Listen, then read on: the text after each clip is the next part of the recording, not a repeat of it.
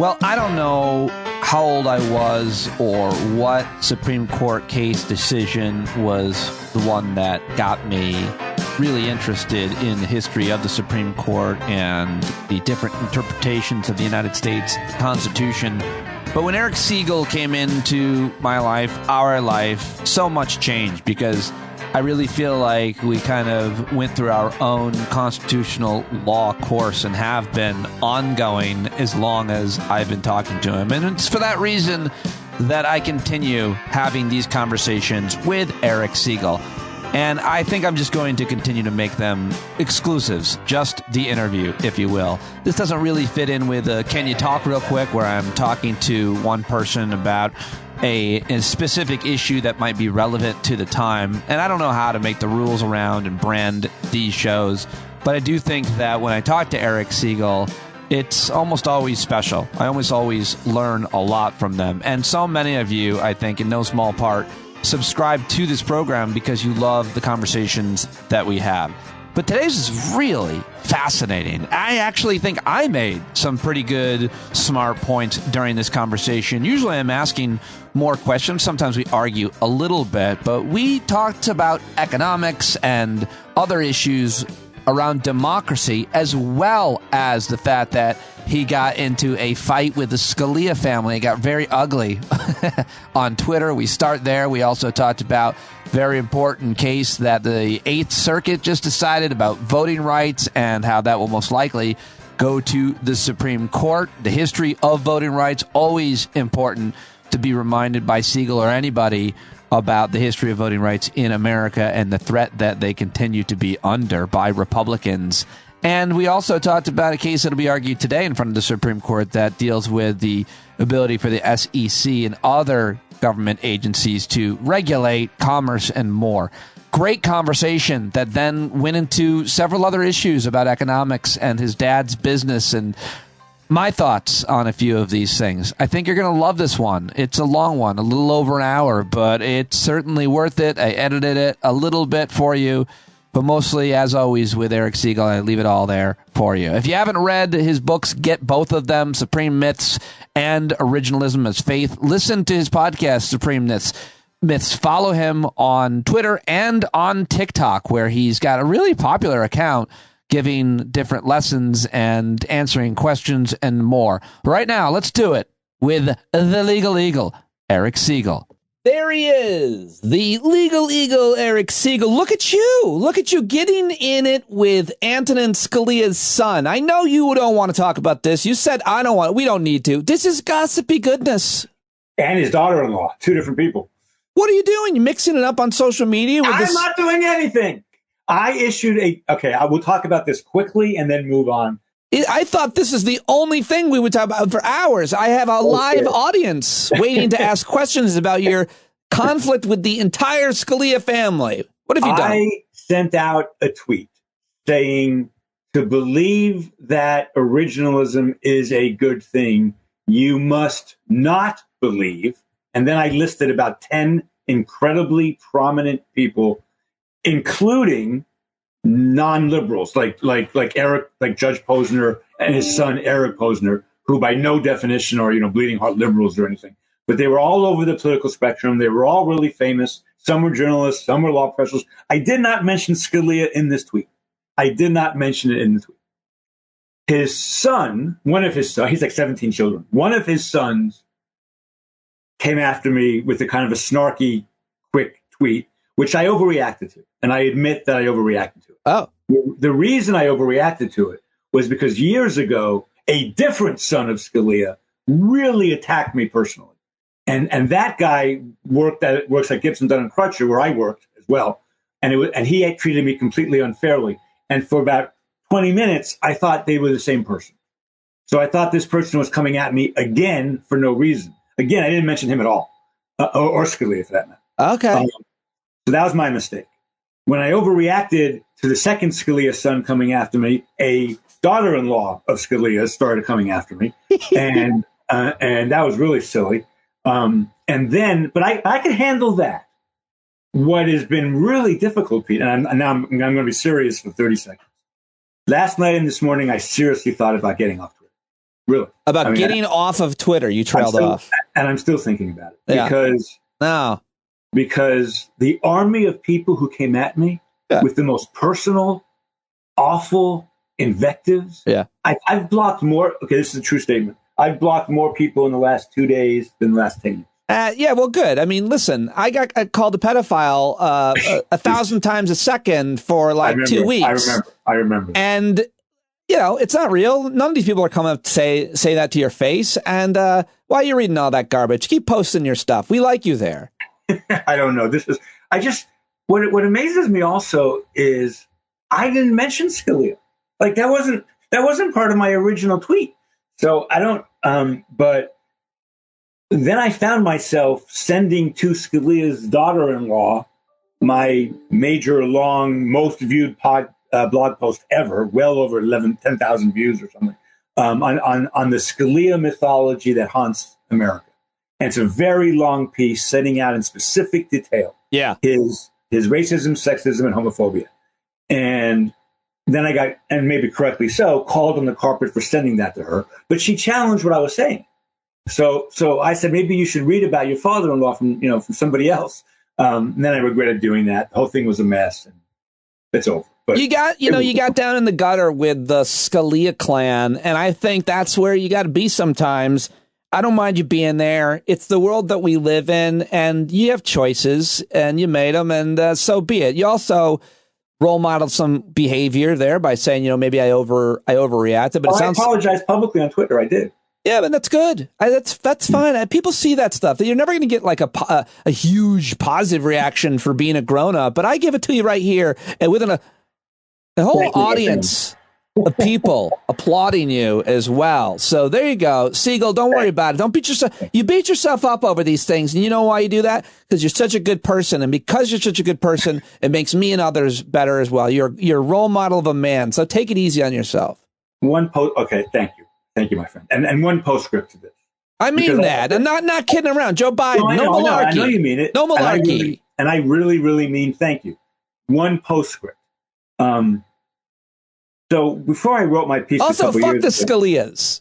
Well, that's the thing. A couple of years ago, I wrote this draft piece about Scalia that really, really sets out in detail all of his horrific qualities. And I blog with Mike Dorff, who was a Kennedy clerk, and Mike is one of the leading con law professors in the country. He had and sometimes, I go farther than him. I'm more radical than him in my critiques on the court, although we're getting closer together. But occasionally he says to me, and correctly so, do you want to say this? Do you mean that? This sounds very extreme. And I like it. He makes my work better. It's a good thing. On this piece, he said, great job. And it made me think, this Supreme Court justice, by the standards of his day, not by the standards of, I'm not judging an 1890 Supreme Court justice, by the standards of his day, was in fact a bigot, a racist, and a homophobe. Yeah. I got to call that out. I just do. And we like that. We like that when our white of a certain age con law professors make that point, because I think it matters. I think it matters that someone like you makes that point, and I think it matters that you constantly re-educate us in this case about how bad of a person he and his judgments were, regardless of how good his friendship was Ruth Bader Ginsburg. Right. And by the way, he's not the devil. He had some good. He believes in the devil, and I know that because you taught me. Yes, he gave an interview when the interviewer, some New York liberal or somebody up in the Northeast, was like, "You believe in the devil?" He's like, "Of course, most Americans believe in the devil." I'm like, "You believe in the devil? Really?" All right, enough. Let's move on. The devil. Somebody needs to do, maybe me someday, a 20-minute bit on the idea of believing in the devil. That interview is in not the New Yorker, but New York Magazine. The audience can find it by Googling Scalia, Devil, New York. It's really an amazing interview because he acts as if you don't believe in the devil, you're an idiot. I'm going to go find it and maybe include it right here or after. Let's get to something more important, something that you think might be difficult to maybe explain to those of us who aren't constitutional scholars in your classroom somewhere. But here's the headlines around the news on this issue. Eighth Circuit ruling limits enforcement of Voting Rights Act. The Atlantic. The decision that could end voting rights. Vox. Trump's judges' latest revolt against the Voting Rights Act. Charlotte Observer. What the latest Voting Rights Act ruling could mean for North Carolina redistricting lawsuit. MSNBC. The Voting Rights Act faces another huge threat from the right. How important is this, and why is it so hard to explain? Is it you have to give us a history lesson? It's unbelievably important. Rick Hasten, who's been on your show previously, and it was, I think most people think, one of the leading, if not the leading election law expert in the country, has said it is hard to overstate the incredible importance of this decision. Wow. The reason this is difficult, Pete, is there are two different strands of history and law we have to go through to understand this case that's being argued on Wednesday, or was argued yesterday, depending when you put this on. The first one is the history of voting rights. So let me go through that I've done it before on your show, but it's always important to remind people about this. So obviously, do it in TikTok. We'll put out a TikTok. Yeah. Obviously, up into the Civil War, blacks had no right to do anything. They were slaves. And then after the Civil War, we passed the 13th, 14th, and 15th Amendments, which were supposed to abolish slavery and all the badges and incidents thereof. We forgot about that badges and incidents part, but leaving that aside, abolish slavery, prohibit states from denying people the equal protection of the laws, the due process of law, and the 15th Amendment, which says it is illegal to abridge the right to vote on the basis of race. And after the 15th Amendment was passed, Pete, for the next 30 years in the South, blacks voted at an unbelievably high rate. And in fact, North Carolina had a black congressman. I believe Mississippi had a black congressman. The voting rates of blacks in the Deep South were incredibly high until the election of 1876. Now that sounds problematic. What sounds problematic? I did it in Boss Hogg's voice. Oh, that blacks can vote. Yeah, that's what's at the center of all of this. Should blacks be able to vote is actually the center of all of this. But what's most interesting is that they voted at such high rates, and that became an issue. Remember that in 1873 or 2 America, Northern troops were in the South, trying to get Reconstruction done. So there were Northern troops supervising these things. But what happened in 1876, as most people know, is that there was a contested presidential election. No one knew who won, and a deal was made that one guy would win and the North would leave the South. And that's what happened. The North left the South. And by 1900, like 1902, less than 10% of blacks voted in the Deep South in virtually every state. Everything changed because what started to happen was with the Northern troops gone, then Southerners started beating up blacks, killing blacks, lynching blacks who had the temerity to vote. They would put all kinds of obstacles in the way of black people voting, and that lasted until the 1960s. Character tests, literacy tests. I hand these out to my class. I would fail most of the literacy tests that were given to the idea that there were any obstacles, any tests at all between you and your voting place, your vote, the poll is, though, illegal. There were literacy tests. There were poll taxes. They did everything to stop blacks from voting. And what would happen? And occasionally, a court would strike something down, or more than occasionally. But the next day, the state would basically enact a new law that was only this much different, just a shade different from the old law. And then it would take 5 years to litigate that. And none of it was working. So much so that by 1964 and 1965, and we needed the Civil Rights Act of 1964 to end segregation, formal segregation, in restaurants, hotels, theaters, and so on. And in 1965, Martin Luther King and Lyndon Johnson got the Voting Rights Act passed through Congress. Most people think it is the most important statute maybe ever passed by Congress, or one of them certainly. And the Voting Rights Act had numerous parts of it, and it was challenged immediately by South Carolina, and the Supreme Court upheld it in its entirety. And that is what changed the way black people vote in this country, the Voting Rights Act. And that goes all the way up to 2006, when a unanimous Senate and an overwhelming majority in the House reauthorized the Voting Rights Act again, and President Bush signed it, Republican, saying we've made a lot of progress, but a lot more work needs to be done. I'm paraphrasing. That's what he said. So that was all great. Everything was working. It was all good. Now, for our purposes today, we're talking about Section 2 of the Voting Rights Act, which is different than Section 5, which the court struck down in the horrific, egregious, terrible Shelby County versus Holder case in 2013. Real quickly, Section 5 said 12 states and a bunch of counties, more or less, had to get approval to change their election mechanisms, redistricting, voting rules, voter ID, because they had been found to be discriminatory for the last century, basically. I'm not going to go back over Shelby County, but the court struck down Section 5 in one of the worst decisions in American history. Yeah. In that decision, in Shelby County itself, Justice Roberts said people should, I'm paraphrasing again, but he said, this is not that big a deal because even though we're striking down Section 5, Section 2 still exists. And what Section 2 is it says Section 2 says that states are not allowed to use election procedures, that discriminate on the basis of race, and people can, and it's a violation of the law. Right. And it says the Attorney General can bring suit, that's the Department of Justice, to enforce this.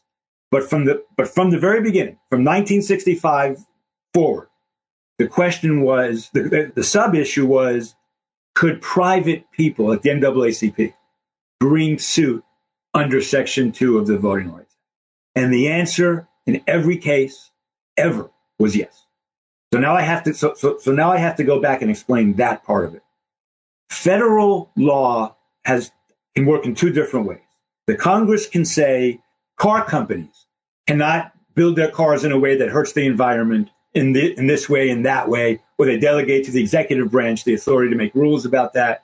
And sometimes, and usually, the federal government is allowed to bring suits to enforce those laws. A better example might be seatbelts.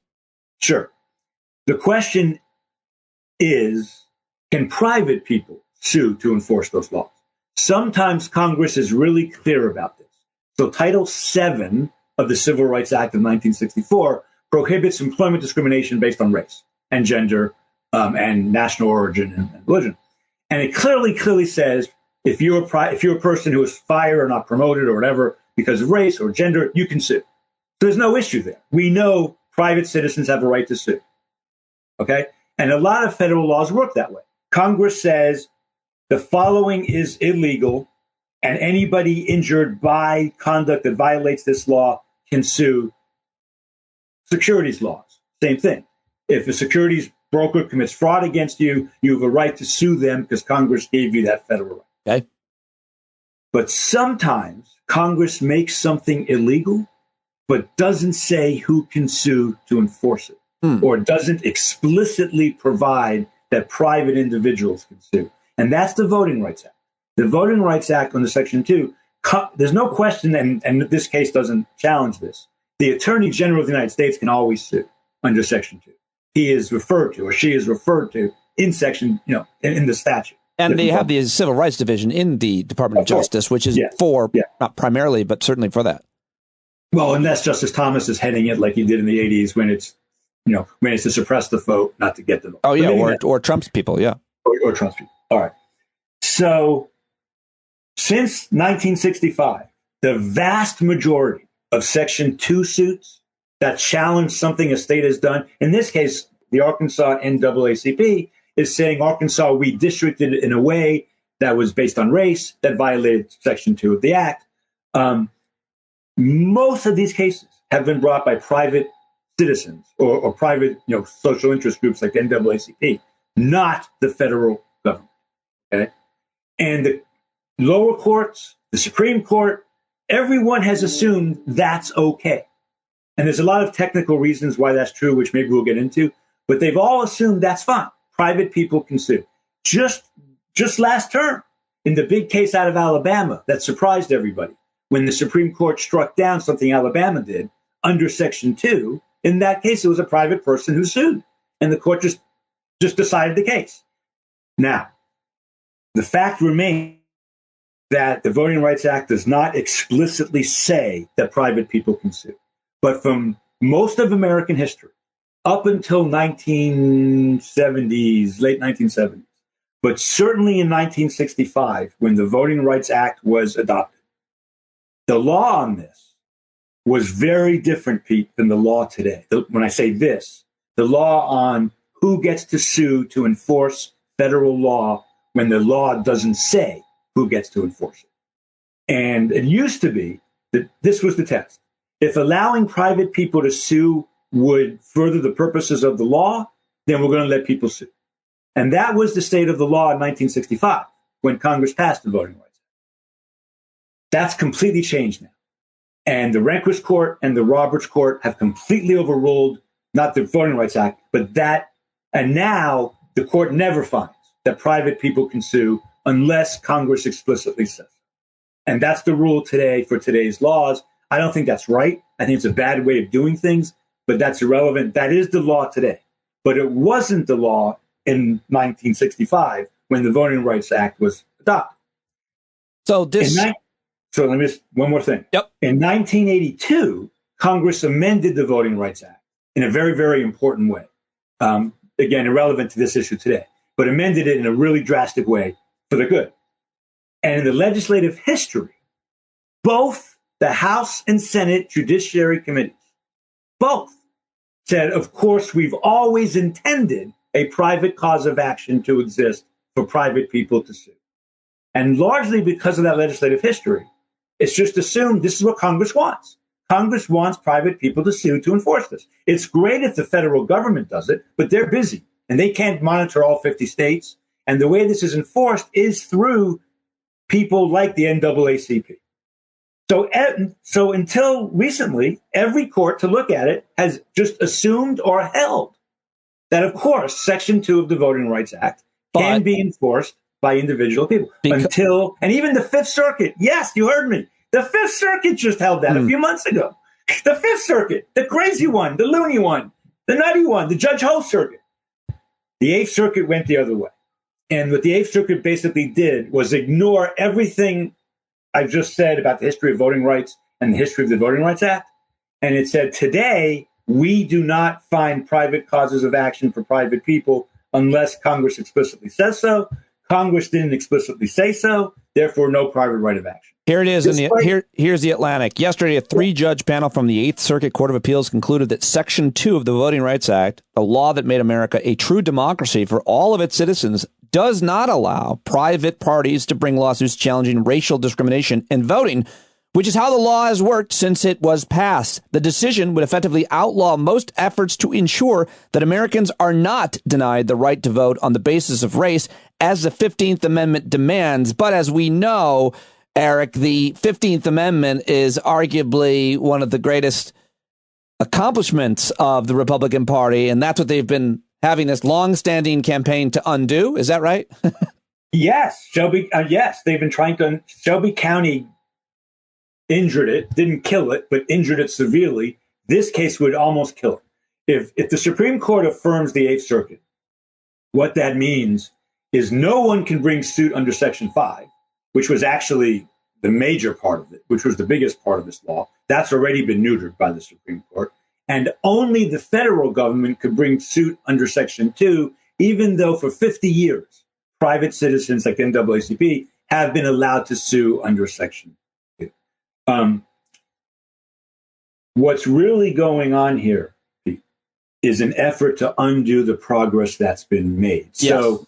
So when we talk about voter ID, when we're talking about limiting voting on Sundays, which of course is a time when African Americans vote because of class issues, they can't get off work. When we talk about mail-in voting, when we talk about absentee voting, even when we talk about when we talk about the idea of, God forbid, compulsory voting, making people to vote, this is all an effort to make it harder, not only for black people to vote, I would argue, but we've learned for anybody who's a likely Democratic voter, young people, college students, Hispanics, and other constituencies to vote as well. They want to make it harder to vote, and they even go as far as creating conspiracy theories while carrying out actual conspiracies. Yeah, that's true. It's all true. By the way, Pete, there was a panel of 3 judges. A Trump judge wrote it, a former Thomas clerk, of course, a Bush appointee, and there was a dissent by a Bush appointee. So we should make that clear. The Eighth Circuit decision. Yeah. It was a 2-1 decision. Well, so I guess. Hold on. I have to say one more thing. Sure. Although the Eighth Circuit didn't rely on this, it talked about it in a footnote. One of the reasons we're having to face this absurdly stupid and very dangerous argument is because Thomas and Gorsuch, in a case that didn't raise this issue at all, both said, we have never squarely faced the issue, can private people sue under Section 2? We've assumed they can, but we've never... Thomas and Gorsuch teed up this case. 100%. They invited this 100%. I don't have a prediction as to what the Supreme Court will do with this. I will tell you that the Roberts Court has been absolutely hostile to private causes of action to enforce federal law unless Congress explicitly puts it in there. Which is what this is. It is, except for one thing. Usually those are, whether a federal law creates a private cause of action or not, is usually not decided when there have been hundreds of cases already allowing that private cause of action to exist. Which is also what this is. Which is exactly what this is. So, but the other detail here, were you done? Because the other detail is that until recently, the Roberts and Justice Kavanaugh have unexpectedly sided with the court's Democratic appointees in upholding lower court orders dealing with voting rights, forcing Alabama to stop discriminating against the state's black voters. No, they've only done that once.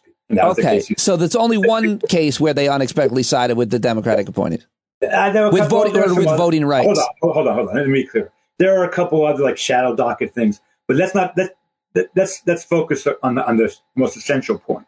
The Roberts Court has gone a long way in trying to limit voting rights in this country. Okay, that's their overall right. Bush Holder is one of the most important cases in American history. Bush v. Holder? Shelby County versus Holder. Oh, yeah. I was like, what's Bush? The court neutered Section 5 of the court. Yeah, I think that the easiest, simplest way to explain that was that the civil rights movement of the 60s, led by Dr. King and many others, were what established the Voting Rights Act, what got signed by President Johnson. And it was confirmed year after year by the U.S. Senate unanimously. And then once Justice Roberts and the court changed, the first chance they could, they struck down an important part of the Voting Rights Act. And the most important thing that you taught us over and over is, like 7 minutes later, the states who had that law put in to protect from their exploitation of black voters, one of those states, at least I think it was Texas, immediately passed a law to make it harder for black people to vote. Like after how many years, as soon as it was struck down, they immediately did what they could to cheat black voters.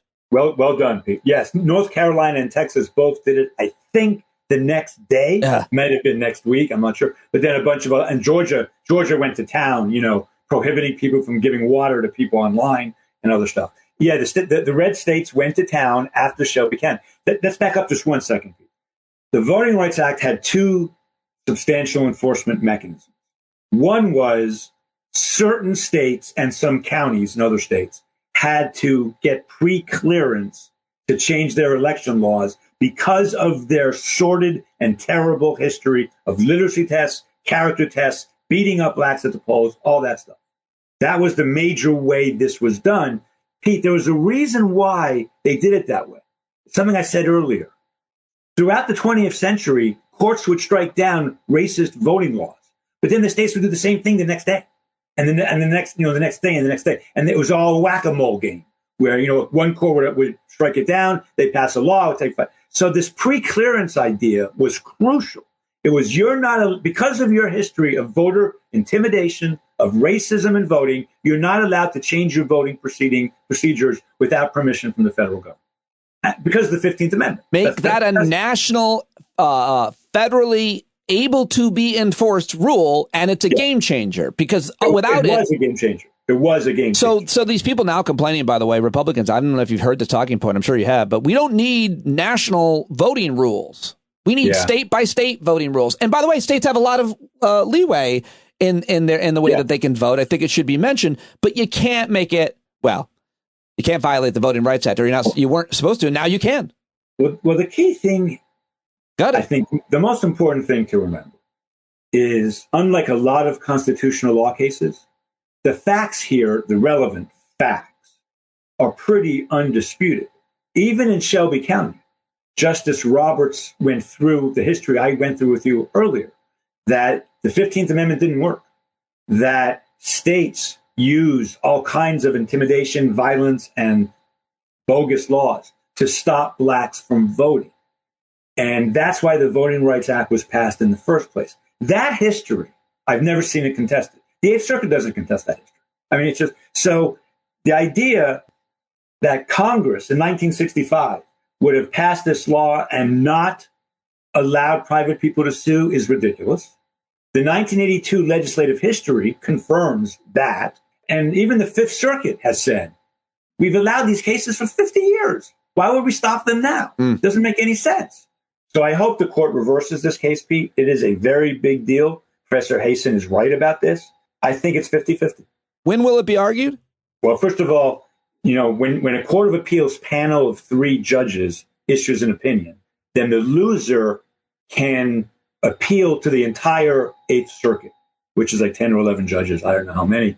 It's called en banc. Yep. They can take the issue en banc. So they have to decide whether to do all that. And then, the court might not take this case. I mean, I think they have to. There's a circuit split. I mean, the Fifth Circuit just a month ago said private people can sue, or a few months ago said private people can sue. They say private people can't. The court is going to take this case. Let me be clear. The court is going to take this case. So it'll probably be argued next year. Next year. Yeah, I don't think it'll make it for this year, which means of the states, which means in the Eighth Circuit, which is like 7 states or something, you can't sue under Section 2 of the Voting Rights Act. During that time period. Well, unless they stay the opinion, which I don't think they're going to do. And what states does the Eighth Circuit cover? A bunch of states in the mountain west, small states, but it's like 7 or 8. The 11th Circuit is just 3 states: Georgia, Florida, and Alabama. The Eighth Circuit is made up of like 7 smaller states out in the. You can look it up. So then let's talk about an imminent case, which would be argued in front of the Supreme Court. One more thing about voting rights. Sure. So when the Voting Rights Act was passed in 1965, and South Carolina immediately challenged it, and on various grounds. And the Supreme Court upheld the entire law, and dogmatically so. Because from the vantage point of 1965, blacks had been denied the right to vote, for 70, 80 years in this country. One of the things Roberts said in Shelby County was that we've made a lot of progress, so we don't need that pre-clearance rule anymore. Roberts was right that we've made a lot of progress, but he was wrong in how much progress we made. But more importantly, the whole thing can be illustrated by Justice Ginsburg's statement in dissent that you don't close an umbrella when it's raining because the umbrella is working. Yeah, and that's so true of so many other actual government policies that have been demagogued into making people think that they don't work. Like the war on poverty didn't work. All those laws passed, those benefits passed didn't work. Of course it did. And then when you cut it, things got worse. It doesn't. Or the Affordable Care Act, frankly, is an example. Right. Sure. The court's gutting of the Medicaid part of that law. Yeah. Really did throw off the entire law. Like the law was meant to work. I don't know with 133% of people covered by Medicaid of the poverty level. When they cut that out of it, it really screwed up the law. I don't know what made me think of this, but don't ask, don't tell. That seems to be working. Don't take that away now. It wasn't working, and now it is working just fine. Well, let's talk just briefly. I know this is pretty complicated, but I think I might be able to simplify it with a line or two. But this case is called SEC versus Jarksay. This is a you could see it as a threat to congressional and agency authority. The Center for American Progress says if the Supreme Court upholds this extreme ruling about ALJs, which you can tell us a little bit more about, the administrative law judges, it could pose an existential threat to federal agencies that protect Americans and make determinations on the government benefits that they are owed. What can you tell us about this case? So can we start from a 10,000 foot view and then get down to it's going to be what agencies do view, isn't it? What the federal government is able to do. That's the view, right? So this case is part and parcel of a now 10 or 15 year desire by Republicans and libertarians to cut back on the administrative state. Yeah. To go back to a pre-New Deal 1929 understanding of the relationship between the federal government and the state government. So let's back up for 1 second. Yeah. At the very beginning of this country's history, 1780, the very beginning, Congress delegated to the president a lot of discretion. So as an original matter, I think this entire thing is a bunch of hooey. But I don't care about originalism, so we're not going to talk about it in that sense. I just want to be clear. Congress has been delegating to executive agencies since the very beginning. This attack on that power has nothing to do with with really originalism, textualism, or anything else. It is a conservative libertarian attack. The attack now is Congress can't transfer power to the executive. Once they get finished with that, then they're going to limit congressional power itself because they don't want regulation. Pete, November 18th, 2016, I write a blog post saying, if Donald Trump gets to pick 1, 2, or 3 judges, and he probably will, given the ages of Breyer and Ginsburg at the time, if he gets to pick these judges, the number one thing he's going to look for, their number one priority, is going to be to deregulate America, is to cut back on regulations, because he represents business interests, and that's what he wants to do. That's what he's done. They hate rules, and they love cheating people. Yes. And destroying. They don't like anything that gets in the way of profits. Anything that gets in the way of profits is bad, even if it's safety, even if it's safety or your property or your health or your house, or your mortgage or anything that, gosh, and even with the best government policies, you still have scammers and predatory people that aren't necessarily, they're criminals. So they're not even, so it's like, there's just so much that. Well, this guy allegedly, and the court found, built people out of $300,000 and then was fined another $700,000 for all his terrible actions. I have not gone back and checked the facts of the case, but but that's not being challenged here. What's being challenged here is how this was all done. So the Roberts Court has been going after the administrative state now since the beginning of the Roberts Court, and this is another example of that. The SEC. Now, the SEC, let me just reread these 2 sentences. The SEC found that the plaintiff, George Jarksey, and his associates violated multiple federal statutes by willfully making materially false statements to client investors about their investment funds. In challenging the SEC's findings, Jarksey is seeking to have the entire SEC adjudication process eliminated or reconfigured so that you could somehow go back to misleading your investors about their investments. Right. So some of the arguments are really highly technical, but there are 2 that are really interesting and important. Okay. So the first one is, and this one is not frivolous. Like this, I always say these cases should come out in favor of the government. And I still think that here. But this one is, you'll see in a second. So one of the things he's saying is the 7th Amendment to the Constitution says that in cases of more than 20, in civil cases of more than $20, you get a jury trial. He was fined $1 million.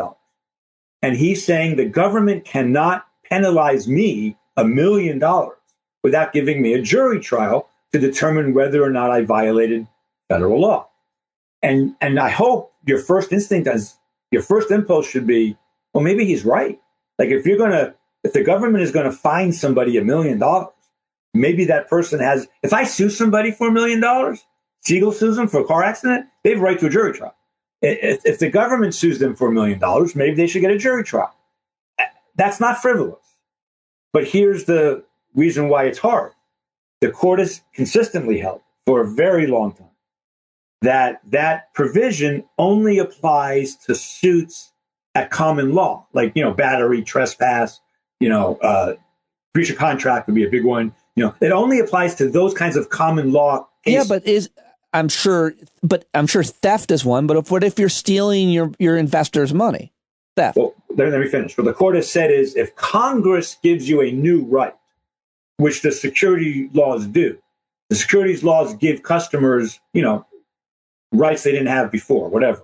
If it's that kind of right that Congress created, then you don't get it. You don't have to have a jury trial. That distinction is historically dubious and maybe even policy-wise not the best one. But that's an issue in this case. What I'm writing the blog post that will be out sometime this week, I am not taking a position on that question. I think Congress can do this, but I don't feel strongly about it. What I feel strongly about is the answer to the question, whether Congress can do that or not, must be in the pros and cons, the benefits and detriments of today's world, not the world of 1791. And that's what everybody's arguing. Everybody's arguing about what the original meaning was of the Constitution as applied to all of these separation of powers issues. Another issue in the case, Pete, is the SEC has the discretion to decide whether to send its team to an administrative court set up by the agency to decide whether to fine, or an Article III federal court. And the plaintiff says, correctly, Congress has the right to decide this goes to federal court or to the administrative agency, but Congress must make that decision, not the agency. That's bullshit. That argument is bullshit. It's How could stupid. Congress make a decision on a case-by-case basis? No, they can't. They would say all of this class of cases has to go to federal court, or this class of cases has to go. Yeah. Okay. That argument is stupid. But again, what I want your audience to understand is we have amicus briefs. We have people paying money to talk about what history in 1791 shows about all this. And my point is in 1791, we had 13 states on the east coast of America. We had a country that couldn't possibly be governed by Congress in a realistic way because the economy was small. See, Pete, the move west, the industrialized move west wouldn't happen for a century. The economy in 1791 was agrarian.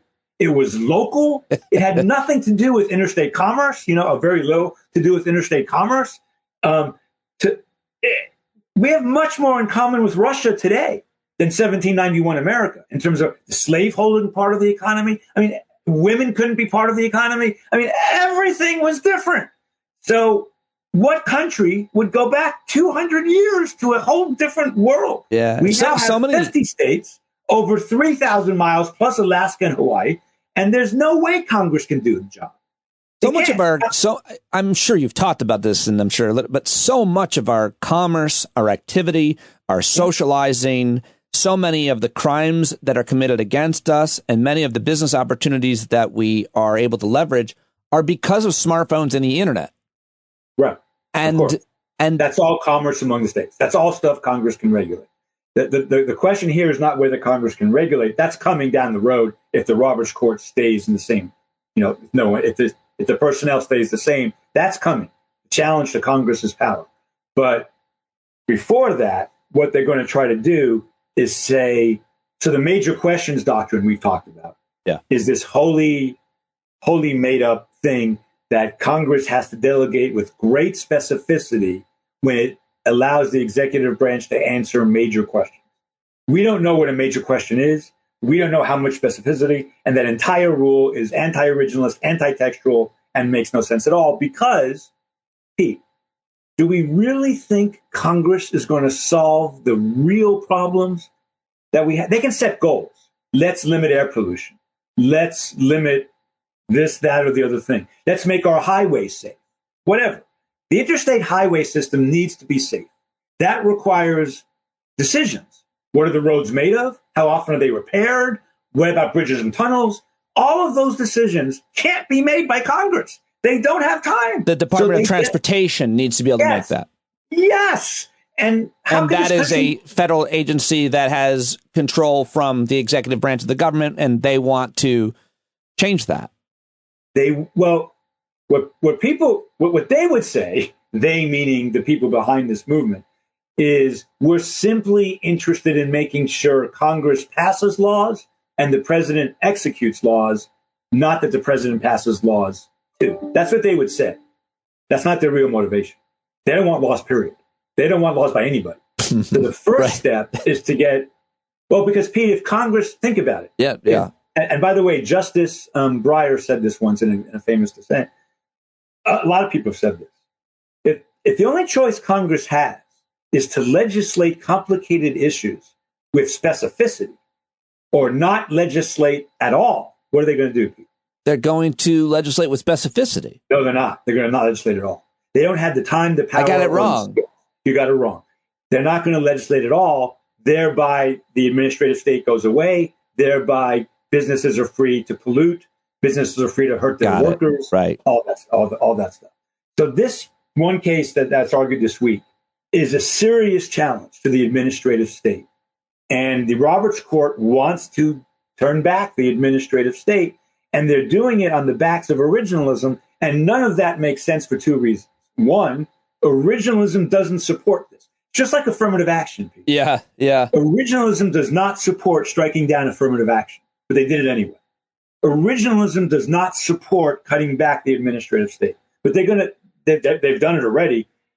This is a big case. Its importance is now the court can decide it in many different ways, but if they decide that this person is entitled to a jury trial, not an administrative state type hearing. Now, by the way, I should mention, Pete, when this guy got fined, he had the right after that to appeal that inside the agency and then go to federal court and say what they did to me was illegal. Their response to that would be yes, but that takes a lot of money and a lot of time, and it's not fair to have the fine first and the federal review second. That's what they would say. My response to that is that's not frivolous.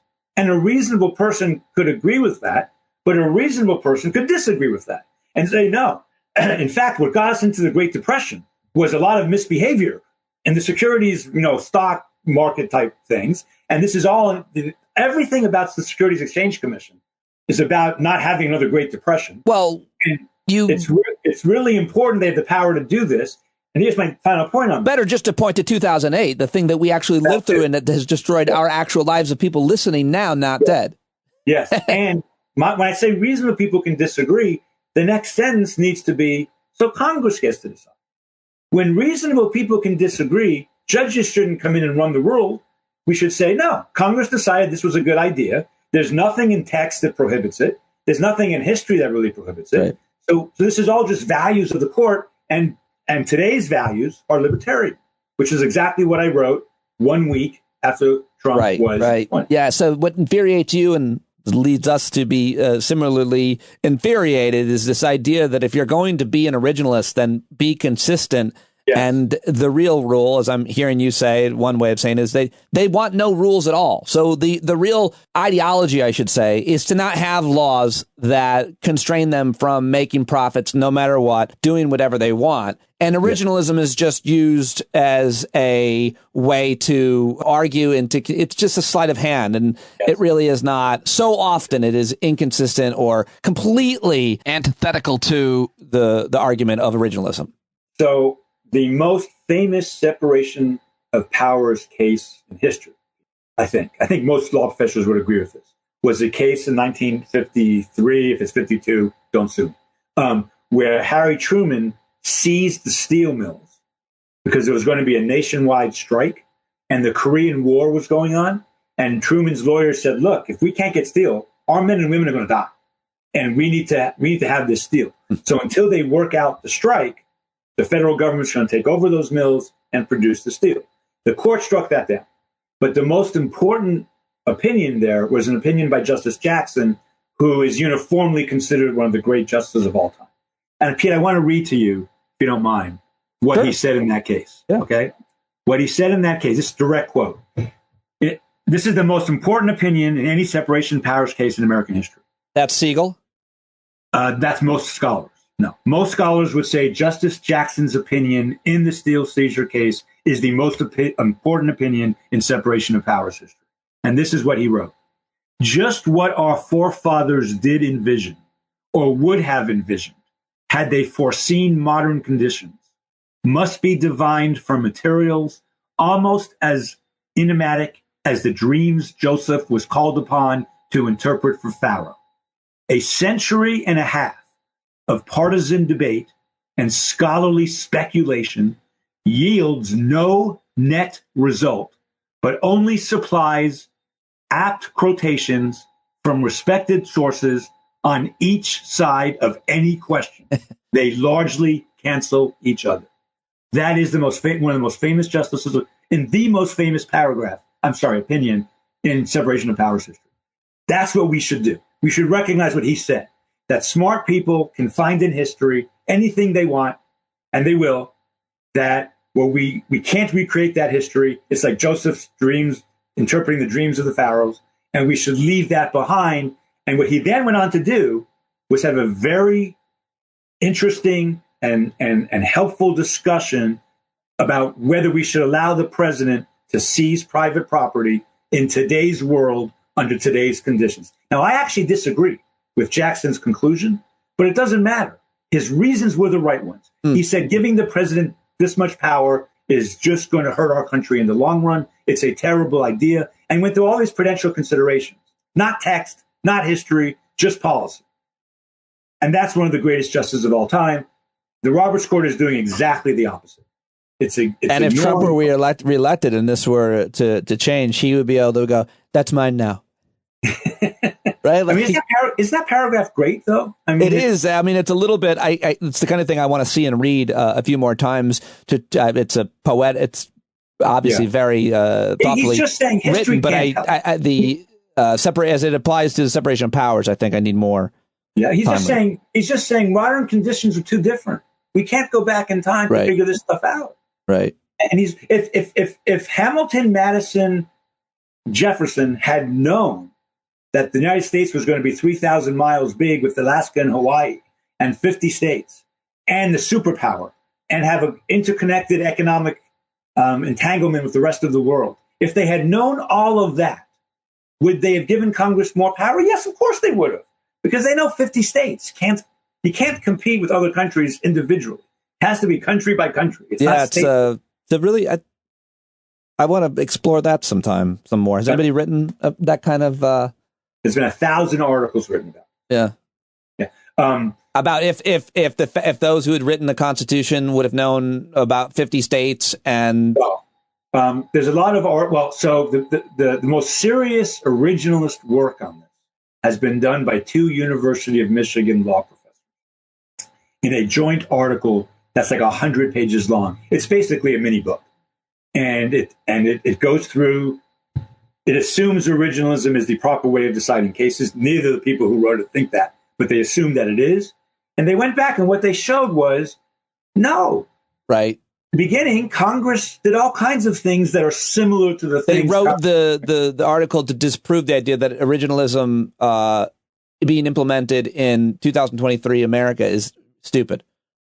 They wrote the article to show that even if you're an originalist, you should not strike down what Congress is doing in terms of delegating power. Right. Well, that's a better reason to write. Yeah, I mean, and by the way, just common sense, there's no way Congress can do the job it needs to do today without executive assistance.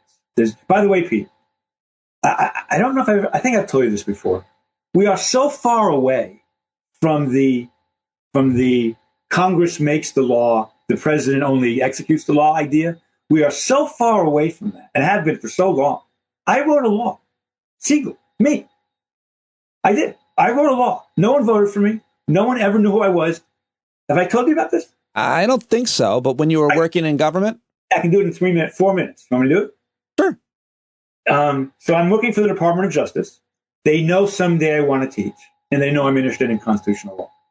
There are some people who got grants from the National Endowment for the Arts in the late 1980s who did all kinds of blasphemous things. They put Jesus in a toilet. They did art that was very avant-garde and to some degree anti-religious.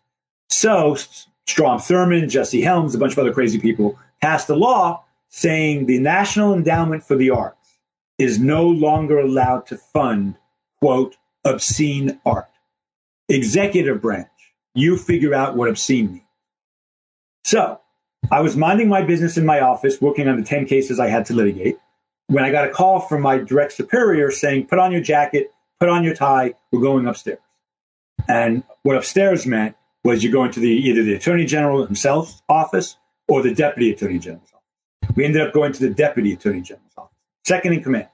And there I met another person I never met before, another person at the Department of Justice. Oliver North. Guy named Michael Paulson, who is now a law professor. And Michael's very conservative, extremely conservative. And we both didn't know what we were doing there. And they said, hey, you guys have both said things like you might want to teach someday, and you're both con law people. Here's one for you. Write a law. Define obscenity for purposes of the NEA giving grants out. And you have to define it in a way that gives the director of the NEA enough guidance not to fund obscene art. And he and I went into a room, and we talked about it for a while. We found out very quickly, and not surprisingly, that we had different views on obscenity because I'm a liberal and he's a conservative. And so what we did was we simply said, we're going to use the test the Supreme Court has used to determine whether you can be put in jail for obscenity. And we said that's the test that the director should use. That came out as a federal regulation piece with the force of law. Now, no one cares about this. I mean, in other words, that's a minor issue. But still, what I wrote has the force of binding law in Wow. Do you ever say that to your wife to get her turned on? Because it turned me on. It turned me on. She falls asleep the first 30 seconds after I begin that story. But the end of that story is a crazy and senile San Diego judge struck our law down as unconstitutional. Even though all we did was use the test the Supreme Court used for obscenity, word for word. He said that test is okay for putting people in jail, but it's not okay for giving out grants by the federal government. Oh, that's an interesting It was stupid and wrong, and it would have been reversed.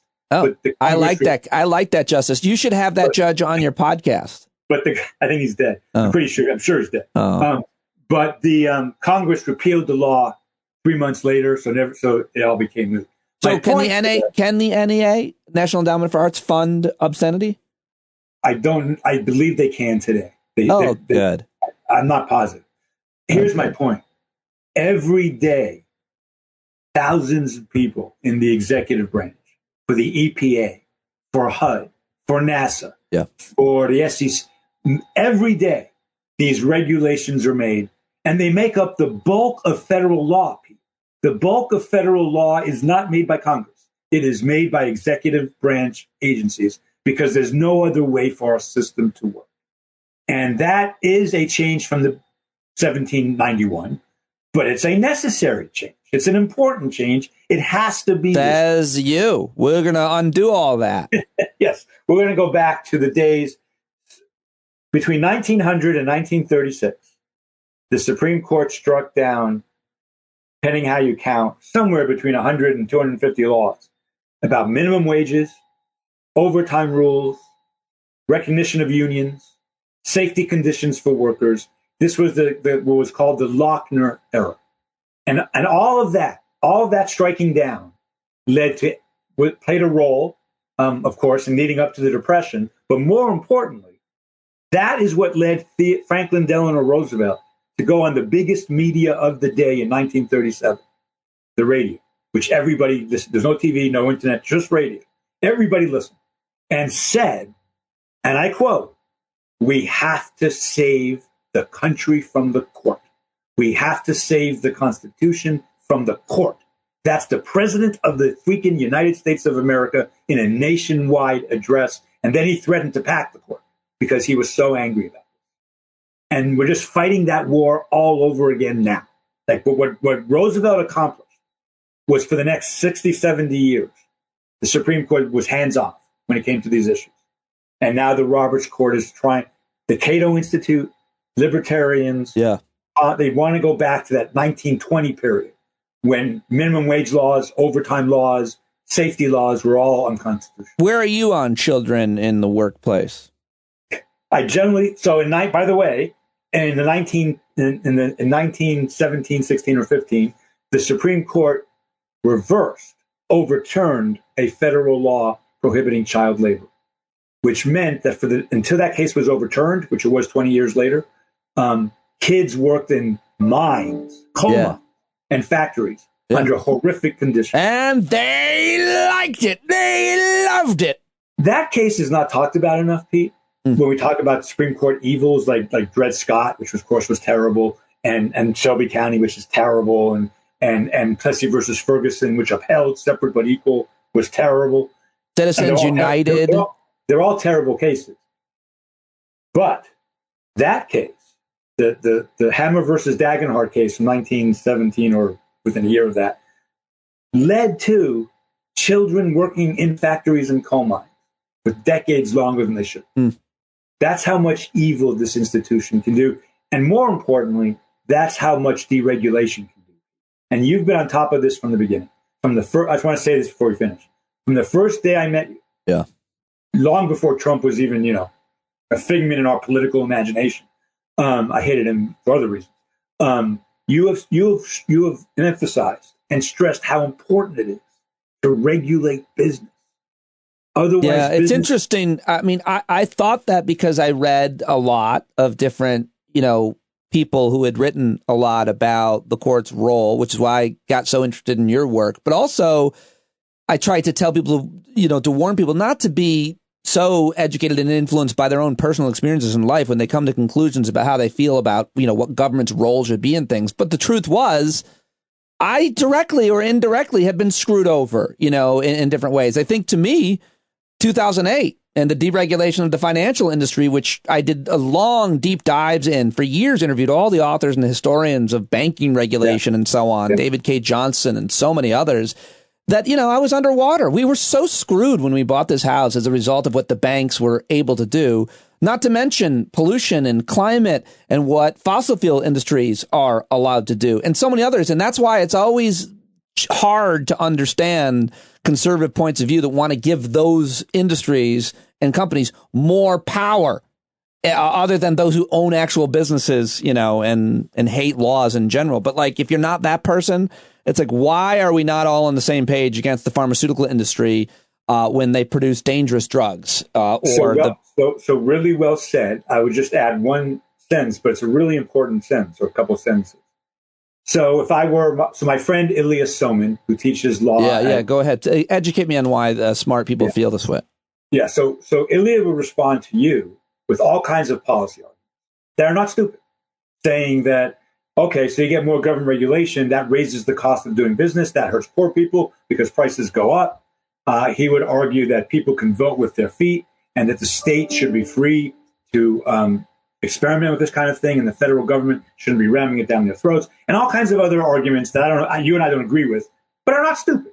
And Ilya is a very thoughtful libertarian. My response to Ilya when he makes those arguments, and we've debated at least 9 times, my response to him is always the same. Look, Ilya, we can reasonably disagree on this. I'm not an economist. I'm not God. I don't know. But here's what we should agree on.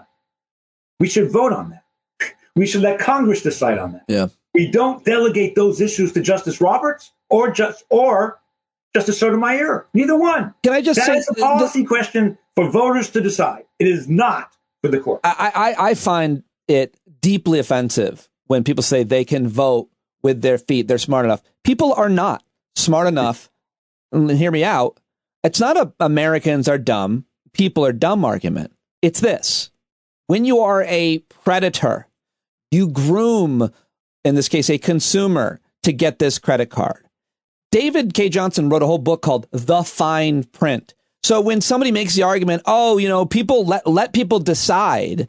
Well, you can't decide on the best medical procedure for yourself because you don't know how to put them up on a market. But you certainly, more importantly, don't know more than the guy selling it to you. And he tells you this is going to change your life for the better. And you go, okay, sounds good. In reality, that guy was always going to take your money and leave you for dead. But you're not dumb for believing this person. You're trusting. You're a good person, as a matter of fact. That's why we need government agencies at the local, state, and federal level, much less the fourth estate, to protect us from those who want to take all of our stuff. That's great, Pete. I've always wondered, why isn't the used car industry more regulated? Because and I know that the used car industry, generally speaking, is not going to act in good faith most of the time. In terms of selling you a car that they know might not be what they say it is. Or even more importantly, when I bring my car in to get fixed, and I have no idea whether what they're telling me is true or not. Right. But your point is valid. And now Italy has responses to that. And again, we don't have to debate that here. My only point is the Constitution is, Oliver Wendell Holmes said this, not Segall. Oliver Wendell Holmes, one of the 5 most famous justices ever, he said this. The Constitution is not based on a particular economic theory. It's not. Whether it's total laissez-faire, this is his words, whether it's laissez-faire capitalism or something different than that. Right. The Constitution is agnostic. Right. We decide that. Right. As a country, not Justice Roberts. Right. No, I didn't know Oliver Wendell Holmes said that. I thought I came up with that. America doesn't have a prescribed economic system. No, that's Oliver Wendell Holmes. I think I said it. Well, he said it in 1903. I don't think he did. Yeah, absolutely did. Actually, he didn't say it. It's one of the most if you agree with me that he didn't say it, you'll win millions of dollars. It's one of the most important paragraphs is the point. In constitutional law.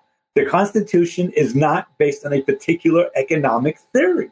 And his implication was it's up to the people from time to time to figure out what economic theory they want to use, not the Supreme fucking Court. Or the government to some extent. I mean, it just matters that God did not create this country, much less give us capitalism. Oliver Wendell Holmes would say 2 things. He would say capitalism is the best, laissez-faire capitalism, the totally unregulated market. Yeah. It might, in fact, be the best economic system, but the Constitution doesn't instill it. And because it doesn't instill it, voters vote, and that's how we decide. Well, the reason why capitalism is definitely not the best economic system, definitely the reason isn't because of, people's lives, because capitalism ate the planet. It ate it. Yeah. I'll let you carry that argument as long as it's just a fact. The planet has been eaten because of our economic system. We ate it up. We drilled it all up. We pulled everything that we can out. We continue to. We're burning it up. It's growth, get more and more. And by the way, that brings us to Cyber Monday deals. What'd you buy? By the way, no, I want to talk about growth. You want to keep going? We've gone for an hour. I keep going for a few more minutes. I'm supposed to be doing a legs workout before I interview my next on the growth lower body workout today. I tell you, let's do this, Pete. It's long, but you like this story. So on the growth thing, I can speak directly to it. Personal experience. My father was the chief executive officer of a company that at the time was called Zare. And Zare was made up of retail stores like Target and Kmart and Walmart. And it was a huge company. They also had TJ Maxx and Hit or Miss. And my dad was the CEO of that entire company. In the early 80s, there was a terrible recession.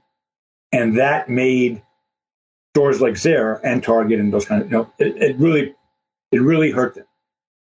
The stock market, Pete, not community good, not the social good for people. The stock market basically required my dad to close Zare stores because if he didn't, what was going to happen was a corporate raider was going to come in, chop up the company, keep the profitable ones, and get rid of Zare. Zare played a pivotal role in urban poor areas. That's where they mostly were. And economically distraught people shopped at Zare all the time. It was failing when my dad took it over. He fixed it by making the stores really nice. So when you walked in, the aisles were clean. It makes a big difference. So he fixed it. But then the recession hit.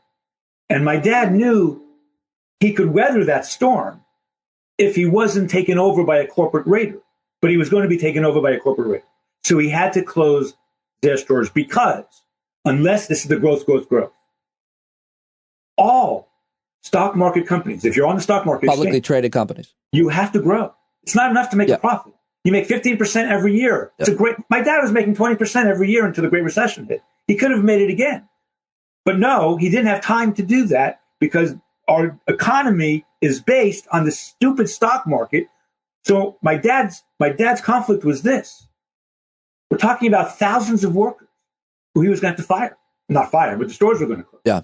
He wanted to do it slowly, and he wanted to do it he couldn't. The economic forces of capitalism would not let him do it the way he wanted but to it's do even it's far worse now. I think you're talking specifically about this concept called quarterly capitalism, which it was basically yearly. I mean, he had to make 20% yearly. Well, that's what I mean. It's changed now by your quarterly profits. Right. You have the quarterly profit call, and the incentives for the actual decision makers, the executives and the board members, may not be in line with the long-term health of the company, but may be in line with the short-term profits that they personally, make their money from. Yes, that's true. So they destroy their own companies. They have to maximize shareholder interest. That's the law. They have to maximize shareholder, but the shareholder has the exact same interest as the executive, who often gets his bonus or much of his salary, maybe. And so what they do is they destroy their own company. They make decisions today for short-term gains, but long-term, they're gone. Bear Stearns. What was it, 150 years, that bank? No question. And more importantly, and those guys got rich, and then they all lost their job. more importantly than even that, though, the community's interest is lower than shareholder interest. Sure. And that's just not a good way to run a country. No, exactly. And my dad was really tormented by this, to be honest. I'm sure. I'd like to hear more. Always would like to hear more about him and how he navigated that. He navigated that the best he could, but and then he was sued anyway. And then, of course, he was sued anyway. I mean, it's just our whole litigation system, our whole system of that on that issue of maximizing shareholder profit is really messed up. But that's a conversation for a different. Did you have a driver growing up? I did not have a driver. Okay. Well, hold on. I want to be clear. Until I was 13, I was decidedly we were a middle class family. It was only which is good. It was right at the point when money mattered and you realized what wealth meant. No, it was my dad got a job at American Express out of the blue. That was just a crazy high up job. That's interesting. When I was 7 or 8, my dad bought into the insurance agency that he was a partner in, and a result, I think, of like investments, real estate investments he made, and so on. Like it was little strip malls and stuff my dad was into. My dad was real smart with money, and life changed for my brother and I when we moved from the city of Syracuse to the rural suburbs, and right when it kind of, I would say, mattered in a way too. But I'm glad I got the taste that I did when I was a child of very lower. Well, my parents are both not rich growing up, and they raised us primarily. If you believe, like I do, that our personalities are developed by age 3, mostly. But if why do you believe that? Do you believe that based? Okay. Different conversation for different day. Right. Is there any science to that? Do you think? There's definitely science to it. Okay. I'd like to talk about that. Anyway, to get back to the point, the way we deal with the relationship between corporations and their shareholders is destined to make the community worse, not better. Absolutely.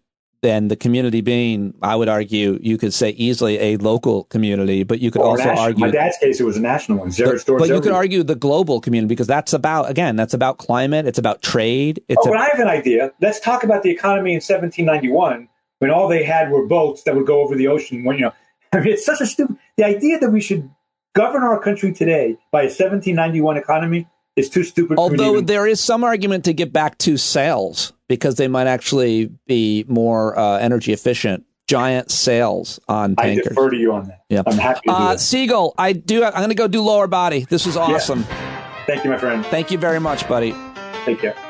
Well, there you go. Wasn't it a good one? I thought that was a really good one. I'd love to know your thoughts on where that conversation went and how it kind of unraveled and went into. I thought it was smart, and I love hearing his perspective and his experiences and his history and view on things, and I love him as a man and as a friend. So I think these conversations will continue to develop and over the years deepen and continue to be as special as they almost always are. Eric Segall, my thanks to you. Go follow him on Twitter and on TikTok. Listen to his podcast, get his books, read all of his articles, and I will talk to you later on with more Stand Up with Pete Dominic. Take it away, John Carroll. Hey, you've been sitting so long, you got the creaky knees, you gotta stand up. Stand up. I think you're driving wheels and leaking grease. Boy, you better stand up. Stand up. keep right on ignoring us if we keep sitting tight. You got to open up the window to let in some light. You got to